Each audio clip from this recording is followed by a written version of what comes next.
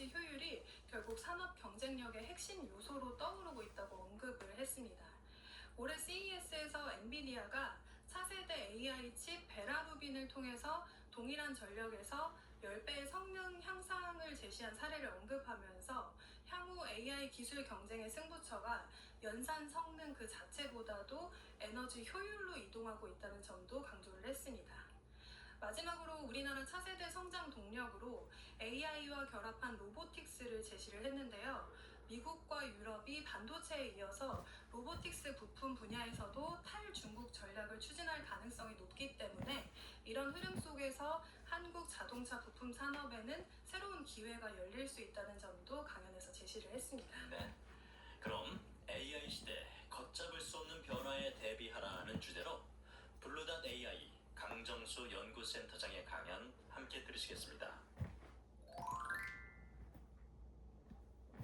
제가 오늘 좀 말씀드릴 것은 AI라는 그 테크놀로지 그 자체가 아니라 이것이 경제 전체에 어떤 영향을 미치고 앞으로 어떻게 경제가 재편될 것인지 어떻게 시장이 변할 것인지에 대해서 좀 말씀을 좀 드리겠습니다.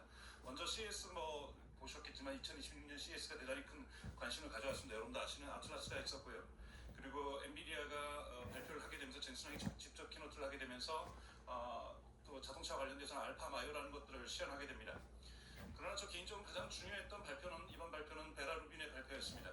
베라 루빈의 발표를 통해서 젠슨이 강조했던 것은 인퍼런스의 시대가 오고 있다고 얘기를 하고 있습니다. 지금까지는 모델을 학습시켰던 트레이닝의 시대였다면 인퍼런스 시대가 오고 있다고 얘기를 하고 있는데요. 저희가 트레이닝과 인퍼런스를 구별할 필요가 있습니다. 트레이닝은 모델을 학습시키고 새로운 모델을 계속 개발하는 건 앞으로도 계속 있게 되겠지만 인퍼런스라는 것은 여러분들이 챗GPT나 제미나이에게 질문을 했을 때 답변하는 것을 인퍼런스라고 얘기를 합니다. 즉 소비의 시대.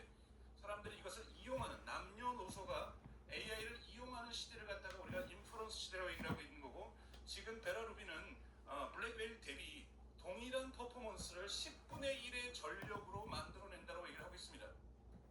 중국은 빠른 속도로 전력을 생산하고 있다면 미국은 그것을 쫓아오고 있지 못하기 때문에 베라 루빈을 통해서 동일한 전력에서 10배의 퍼포먼스를 내겠다 또는 동일한 퍼포먼스를 10분의 1로 전력으로서 만들어내겠다라는 매우 전력을 아껴 쓸 수 있는 이러한 칩을 개발했다라고 얘기를 하면서 Inference First Economics라는 단어를 직접 사용하고 있습니다.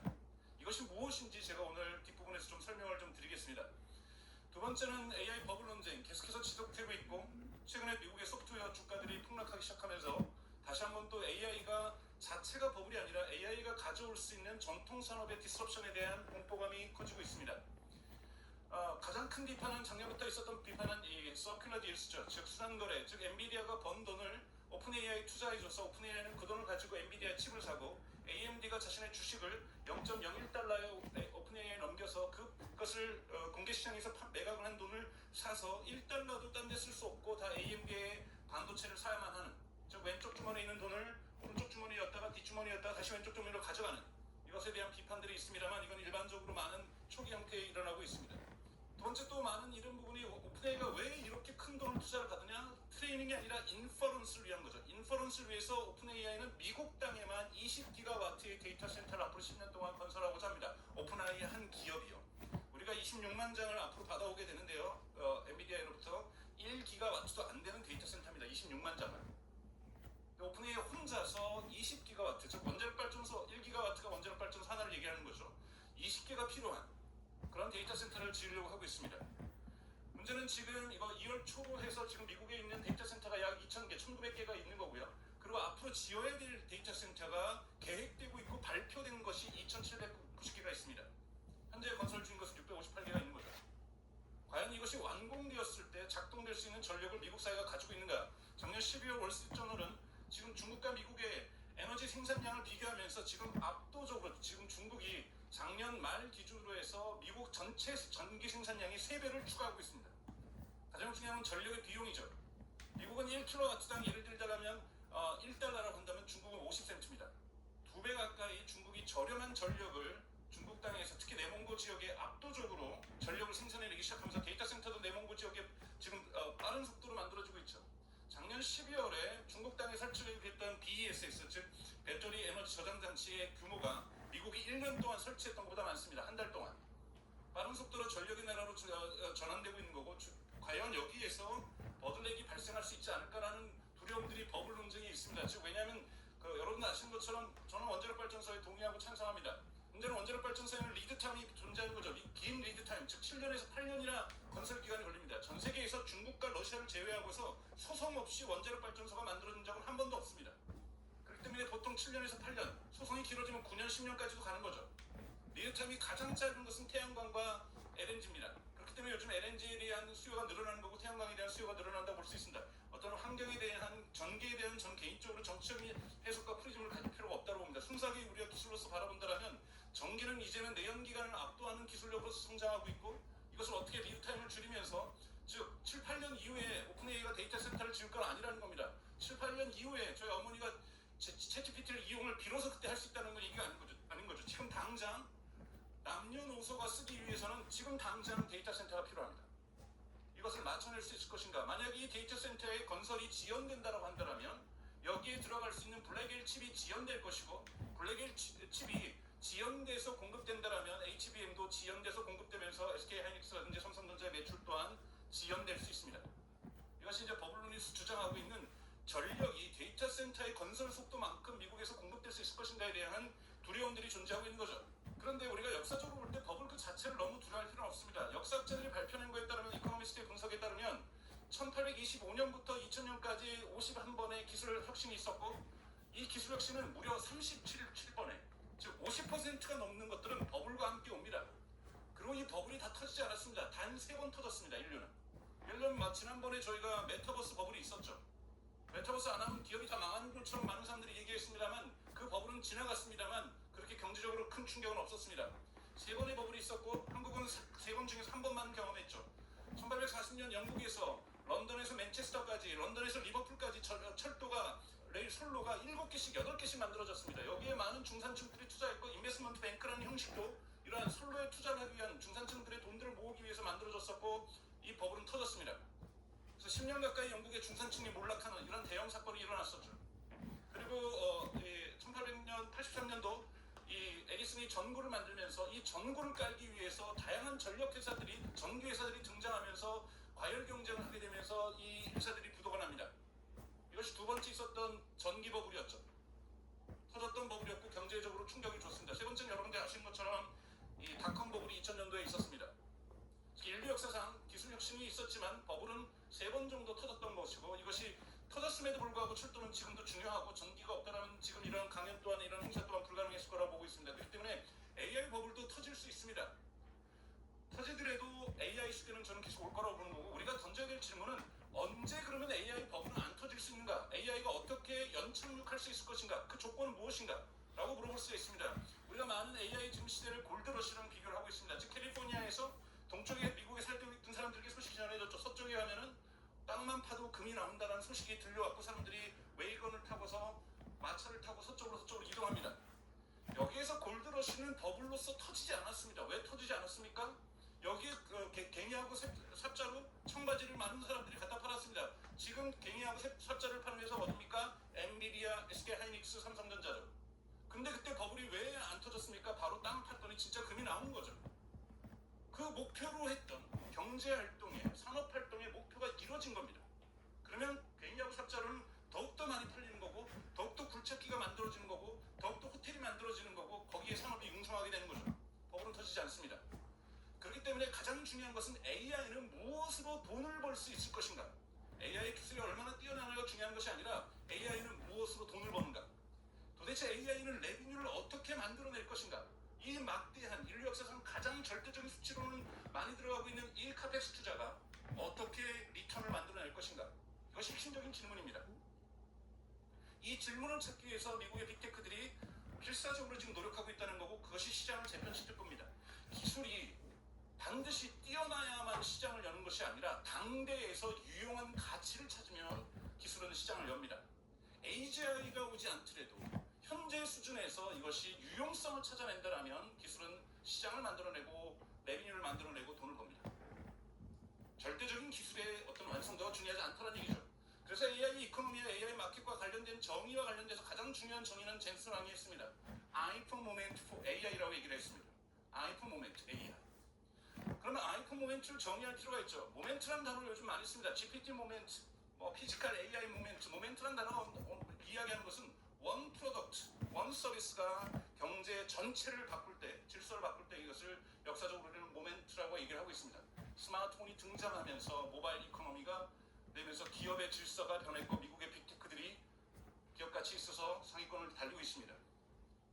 2007년 스티브 잡스가 아이폰을 발표했을 때 그때의 공식적인 이름은 아이폰 2G였습니다. 그 영상 지금도 유튜브에 있는데요. 보면 대단히 인상적입니다. 스티브 잡스가 이런 무대에 나와서 세 가지 기능이 있다고 얘기를 합니다. 하나는 당시에 MP3 플레이어였던 아이팟, 즉 음악을 들을 수 있다고 했을 때 사람들이 열광하면서 박수치고 휘파람을 부릅니다. 두 번째, 이것으로 전화를 할 수 있다고 했을 때도 사람들이 열광합니다. 세 번째, 스티브 잡스가 이걸로 인터넷을 할 수 있다고 얘기했을 때 사람들이 박수를 치지 않습니다. 2007년 사람들은 저 조그만 기계로 인터넷을 한다는 것을 믿지 않았습니다. 여러분, 2007년 유럽 전역과 미국 전역의 통신망 속도는 2G였습니다. 2G망에서 여러분, 한국은 3G였죠. 인터넷이 가능했을까요? 제가 독일에서 그 당시 공부하고 있었는데 독일 친구들 아이폰 사는 애들이 있었어요. 그 지도도 못 만지게 했어요. 지도만 만지면 무조건 모노종이밖에 안 나옵니다. 여러분, 2007년에 유럽의 호텔에서도 와이파이 되지 않았습니다. 와이파이를 경험해보지 않은 사람들이, 소비자들이 이것으로 모바일 인터넷을 한다는 것을 체감하지 못했습니다. 그래서 당시에 피처폰 사업자 1위 사업자 노키아, 2위 모토로라, 3위가 삼성전자였고 노키아의 주가는 1년 동안 95%가 상승합니다. 1년 동안 한 기업의 주가가 95% 상승했다는 것은 기관 투자자나 모든 경제 전문가나 기술 전문가들이 그냥 노키아가 세계를 계속 지배하는 거고 애플은 저거를 그냥 니치 마켓이라고 정의한 거죠. 애플의 주가가 언제부터 떨어지기 시작하냐면 우리는 그것을 경험하지 못했습니다. 애플이 나왔을 때, 아이폰이 나왔을 때, 갤럭시가 나왔을 때 처음부터 앱스토어가 있지 않았습니다. 2007년 1월에 스티브 잡스가 아이폰을 만들고 2월부터 판매를 시작했지만 2008년 7월에서야 앱스토어가 등장합니다. 앱스토어가 등장하면서 비로소 소비자들은 그 앱이 쓰고 싶어지고 앱이 갖고 싶어졌습니다. 그래서 앱스토어의 규모가 점점 커지면서 2013년, 14년 폭발적으로 증가하면서 글로벌리 스마트폰은 매스마켓으로서 전 세계에 확산되기 시작합니다.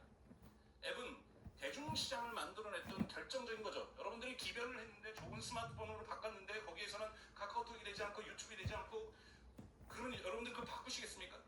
앱은 스마트폰을 사용하는 궁극의 목적입니다. 앱은 많은 것을 변화시켰습니다. 커뮤니케이션의 변화. 제가 2011년에 한국에 다시 돌아왔는데 저는 그 당시 연합뉴스 기자에게 받았던 질문을 지금도 생생하게 기억하고 있습니다.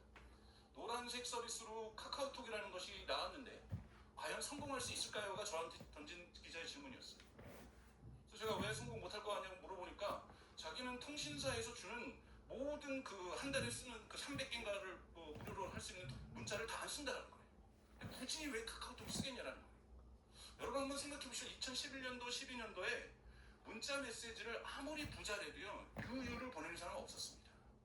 크크크크를 문자로 보내거나 이응을 보내거나 그러지 않고 항상 문자는 길게 쓰고 뭐 배상이란 말은 꼭 안 쓰더라도 이런 식으로 우리가 커뮤니케이션 했죠. 근데 데이터에 요금을 내면서 어차피 무료라니까 사람들이 무한대로 쓰기 시작하면서 커뮤니케이션의 형태가 비헤이비어가 바뀌기 시작합니다. 하루에도 300개 보내는 사람들 많습니다. 마음껏 쓸 수 있다, 마음껏 할 수 있다는 것이 우리의 커뮤니케이션의 양상을 바뀌어놓고 그리고 SNS의 출현들, 트위터, 페이스북, 인스타그램 사람들의 다이렉트 커뮤니케이션 이런 것들을 만들어내면서 커뮤니케이션의 습관이 변화하고 있습니다. 미디어도 마찬가지죠. 음악 소비도 바뀌었고요. 뉴스 소비도 바뀌었고요. 동영상 소비가 이렇게 많을 거라고는 인류가 상상도 못했습니다.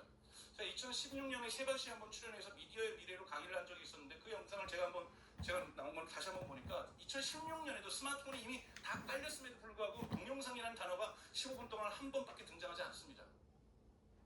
여러분 2015년에 유튜브 같은 경우에 모바일에서 업로드도 못했습니다. 데스크탑에서는 업로드를 했지. 그런데 지금 미국 통계이지만 한국도 저는 뒤치지 않을 거라고 봅니다. 데일리, 매일 인간은 모바일로 5시간을 영상 소비를 하고 있습니다. 저도 어젯밤 자면서 아침에 일찍 일어나야 되니까 중간에 눈 뜨더라도 쇼츠는 보지 말아야지. 이런 다짐하면서 지냅니다. 얼마나 우리가 영상을 많이 보는지 모릅니다. 저희 어머니는 유튜브 없었으면 어떻게 사셨을지 지금 저는 상상이 안 가요. 70대는 케이블 TV와 케이블 방송과 80대는 지금 유튜브와 함께 살아가십니다. 커머스도 변했습니다. 특히 코로나는 전 세계적으로 이커머스를 확산시켰습니다. 한국은 이커머스가 전 세계의 페네트레이션이 2위였죠. 중국 다음에 2위였습니다. 여러분 지금 한국 2위 아닙니다. 한국 3위입니다. 2위가 어디입니까?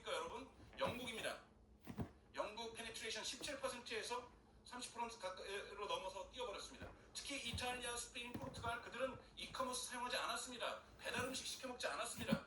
6%와 7%대였습니다. 그들이 강제적 사회적 거리두기를 하면서 배달 음식의 맛을 보았고 그 맛으로부터 헤어나지 못하고 있는 거고 이커머스가 아마존이 이탈리아로 스페인으로 포르투갈로 진출하고 있습니다. 전 세계적으로 코로나는 이커머스의 글로벌 확산을 가져왔습니다.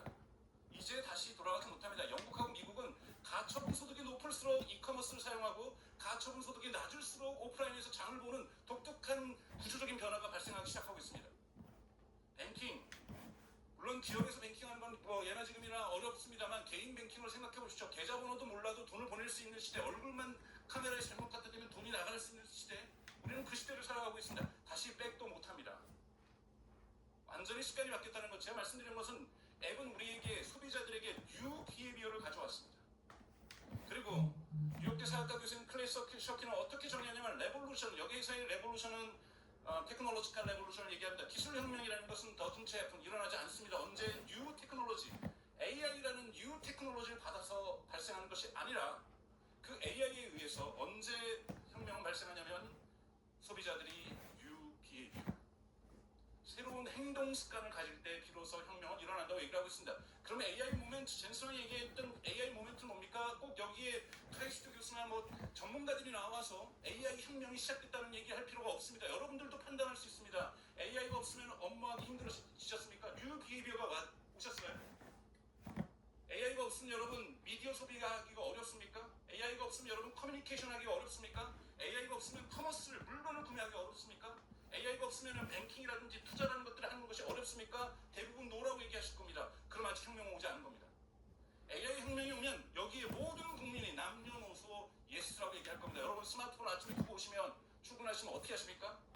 오늘은 디지털 디톡스 스마트폰 없이 하루를 좀 살아봐야지. 인천공항 가는 길에 스마트폰 없는 걸 확인한 다음에 그럼 일주일 동안 파트너하고 얼굴만 보면서 대화 깊숙이 하면서 우리는 스마트폰 없는 일주일 여행을 보내는 거야, 이렇게 하십니까? 스마트폰도 부정적인 효과가 있지만 스마트폰 없는 생활은 불편합니다. 이제 그것이 바로 혁명입니다. 혁명은 뭐냐면 전기가 없으면 불편한 삶이어야 됩니다. 그 기술이 없을 때, 인간의 삶이 불편해질 때 그것이 비로소 혁명이 왔다고 얘기할 수 있습니다. 그러나 한번 거꾸로 생각해 보십시오. AI 혁명이 진짜로 이루어진다면 AI가 없으면 업무가 되지 않고 AI가 없으면 사람들이 생활하는 게 너무나도 불편해질 때 소비자들이 어떻게 기업과 커뮤니케이션 하겠습니까? 어떻게 기업의 비즈니스 환경이 변하겠습니까? 이것이 다가오는 AI 혁명입니다. 여기에서 시장은 세 가지 방향으로 재편될 거라 보고 있습니다. 그것을 B2C 시장에서 요즘 바뀐 것을, 미국에서는 이것을 컨슈머 AI 마켓이라고 표현해서 제가 그냥 컨슈머 AI 마켓을 말씀을 오늘 드리려고 하고요. B2B 시장, 당연하게 지금 큰 변화가 있는 건 B2B 시장에서 변화가 있고 기업에서 AI 트랜스포메이션 AX를 얘기하고 있습니다. 또 하나는 오늘 피지컬 AI라든지 이런 뉴 마켓, 새로운 시장들이 또 형성되고 있고 새로운 기회를 한국 사회에도 제공해주고 있습니다. 우선 컨슈머 AI 마켓에 대해서 살펴보겠습니다. 컨슈머는 여기서 가장 요즘 뜨고 있는 시장, 초기에 뜨고 있는 것은 AI 컴파니언 시장이라고 미국에서는 표현하고 있습니다만, AI 컴파니언 시장을 한국어로 바꿨을 경우에는 그냥 AI 프렌드 시장이라고 한국에서 편하게 이야기를 하고 있습니다. 당연하게 한국에서도 제타라고 하는 서비스가 지금 대단히 인기가 있습니다. 10대, 20대들 특히 남성들이 좋아하죠. 걸프렌드를 사귈 수 있으니까 AI 걸프렌드 사귀는 서비스 한국에 되게 인기가 있고, 전 세계적으로 10대, 20대, 30대, 40대, 50대, 60대까지를 위한 성별 취향에 맞는 AI 걸프렌드 시장은 이미 성장했고요. 최근에 빠르게 성장하고 있는 것은 AI 보이프렌드 시장입니다. 특히 30대, 40대, 40대, 50대 여성들이 엄청나게 좋아합니다. 왜냐하면 여기 계신 분들은 안 그러시겠지만 전 세계적으로 남성들의 공통된 특징은 나이가 들수록 공감력을 상실하는 독특한 경향성을 가지고 있기 때문에, 특히 여성들이 대화하는 상대로서의 남성을 거리가 멀어지기 때문에 이걸 해소하기 위해서 특히 보이프렌드 시장도 유료 시장입니다. 대단히 커지고 있습니다. 그래서 뉴욕타임즈 기사를 보시면 주어가 he가 아니라 she입니다. She is in love with ChatGPT. 그녀가 ChatGPT와 사랑에 빠졌다. 이런 기사들 요즘 넘쳐나기 시작하고 있습니다. 그래서 어느 정도 여기서 돈을 사람들이 쓸까? 여러분 쉽게 예를 들면 리플리카라는 서비스가 미국에서 유행을 했었는데요. 여기는 한국어로도 되긴 됩니다만 한국 사람들은 거의 사용하지 않죠. 여기다가 가서 가입을 하면은 무료가 되면 남사친, 여사친 역할을 해줍니다. 그래서 쓰다 보면 자꾸 메시지가 와요. 리플리카 서비스에서 돈을 내면 남친과 여친으로 다 변신하는데 혹시 돈 낼 생각은 없니? 엄청난 지불의사가 발생합니다. 남사친 여사친도 이렇게 좋은데 돈만 내면 이 친구가 남친으로 여친으로 변한다는데 인간의 지구로서가 엄청나게 높죠. 지금 10대 20대들도 유료 서비스들 엄청나게 쓰고 있습니다. 캐릭터 AI 구글에 인수됐습니다. 이 서비스를 지금 다 모방하고 있습니다. 전 세계가. 그리고 이런 히어 앱이라는 서비스도 인기가 있습니다. 미국에서. 저는 이건 중국에도 인기가 있고 아랍에도 인기가 있습니다. 한국에도 곧 생길 거라고 봅니다. 저희 어머니 아버지 데이터 살아계신데 여기다 데이터를 옮겨놓으면 돌아가시면 기일날 자식들이 모여서 어머니 아버지하고 대화할 수 있는 겁니다. 그래서 뉴욕타임즈는 지금 이런 트렌드를 어떻게 분석하고 있냐면 사람들이 talk to the dead, 죽은 사람과 대화하고 있다는 겁니다. 이런 서비스들, 유료 서비스들 지금 굉장히 빠른 속도로 확산되고 있습니다. 이것은 미국과 프랑스와 독일과 영국의 그 커플링, 남녀가 어떻게 만나는가. 과거에 파란색, 즉 친구 소개로 많이 만났고 그 다음에 직장에서 많이 만났고 세 번째 술집에서 많이 만났습니다. 근데 빨간색 치고 올라오고 있는 것은 데이팅 앱이죠. 한국도 요즘 20대는 30대는 이런 경향을 보여주고 있습니다. 즉 약 한 80%의 커플들은 다 데이팅 앱입니다. 그래서 요즘은 어디를 통해서 만났냐 물어보시는 게 아니에요. 다 신입사원들 다 데이팅 앱 쓰고 있습니다. 자, 이 데이팅 앱에도 AI가 들어갔습니다. 유료죠. 제가 그래서 윙맨이라는 서비스인데 윙맨이 이제 군사용어로도 쓰이지만 윙맨이라는 것을 직역을 하면은 바람제비, 마담뚜, 사랑의 큐피트 이런 뜻입니다. 여기서 제가 한번 틴더나 힌지 같은 데도 서비스가 있어 들어가서 잠깐 써봤는데 예를 들면 저한테 이렇게 얘기를 하는 거죠. 제가 프로필 사진을 올렸더니 너 사진 그것밖에 없어? 너의 사진첩에 접근하게 해줘봐. 내가 들어가서 찾아볼게. 이런 좋은 사진이 있었는데 왜 이런 사진을 쓰니? 그래서 제가 취미에다가 독서라고 적어놨어요. 그랬더니 여자친구 안 만나고 싶은 거야. 요즘 여자들이 취미에 독서를 쓰는 사람은 아무도 안 좋아해. 너 취미를 바꿔야 될 것 같아. 이렇게 바꿔보자. 뭐 여성하고 대화를 하다 보면은 그린라이트 아니니까 여기서 너 이렇게 막 나가면 안 되고 차분하게 지고 저를 완전히 코치를 해줍니다. 그래서 요즘 남성들이 엄청나게 이 서비스를 씁니다. 그래서 여성들의 불만이 뭡니까? 데이팅 앱에서 갑자기 모든 남성들이 나이스해졌는데 진짜로 나이스해진 건지 AI인지 구별이 안 된다는 거죠. 엄청나게 돈을 벌 수 있습니다. 그래서 챗GPT도 올해 안에 AI 프렌즈 서비스를 챗GPT 안에 집어였습니다. 그래서 이것을 이제 한국에서 보도할 때는 19금 서비스를 시작한다라고 보도하고 있어요. 19금 서비스는 아니죠. 팩트상으로는 틀린 건 아닙니다만 남친 여친 해준다는 거예요. 챗GPT에 곧 들어옵니다. 그리고 메타 또한 인스타그램이 이걸 집어넣고 판매를 시작합니다. 빅테크들도 가장 돈을 쉽게 벌 수 있는 것이기 때문에 이걸 포기하지 않습니다. 여러분 기억하실 겁니다. 2013년의 영화죠. 허라는 영화가 있었습니다. 이 허라는 영화를, 그러니까 즉 AI의 사랑에 빠진 남성을 그린 영화죠. 이 허라는 영화를 여러분 지금 집에 가셔서 다시 보시면 맨 앞에 이렇게 시작됩니다. 때는 2025년. 2013년에 인류는 2025년쯤 되면 AI하고 사랑에 빠질 거라고 상상을 했고 저는 2026년 올해 더욱더 이 흐름은 가속화될 거라고 봅니다. 분명하게 새로운 습관이라고 볼 수 있습니다. 뉴 비헤비어죠. 아직까지 이것이 머저리티는 아니지만 사람들이 AI하고 대화하면서